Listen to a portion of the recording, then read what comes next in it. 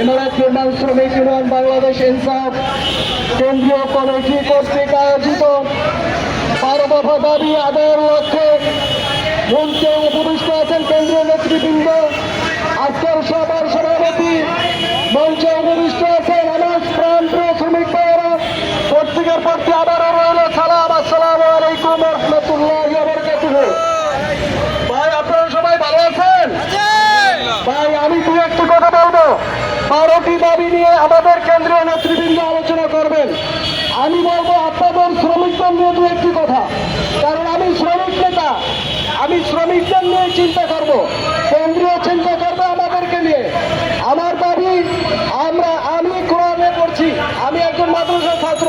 কোন মাসবিকিন আল্লাহ রাব্বুল আলামিন বলছেন তোমরা সত্যবাদীদের সাথে চলো। কত সময়?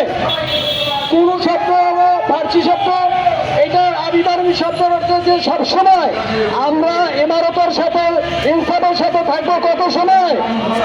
সব সময়। আমাদের নেতাদের সাথে থাকবো কত সময়?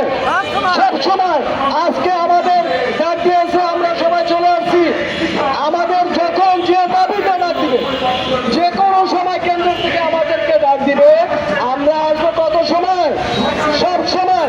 তো ভাইয়েরা আমার, আমাদের গ্রামে বড় বড় অট্টালিকা সৃষ্টি হইতেছে, আমাদের গ্রামে রোডঘাট হইতেছে, আমাদের গ্রামে সংসদ ভবন তৈরি হইতেছে, অথচ আমাদের দাবিগুলি আদায় হইতেছে না।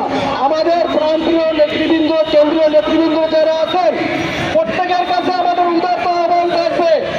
আমাদের এই বিষয়টা নিয়ে আপনারা সংসদে কথা বলেন, সচিবালয়ে কথা বলেন, প্রধানমন্ত্রী বরাবর স্মারকলিপি দেন, যেটা মনে চায় আমরা আপনাদের সাথে আছি। কি বলেন? আমরা সবাই আছি না শ্রমিক ভাইয়েরা?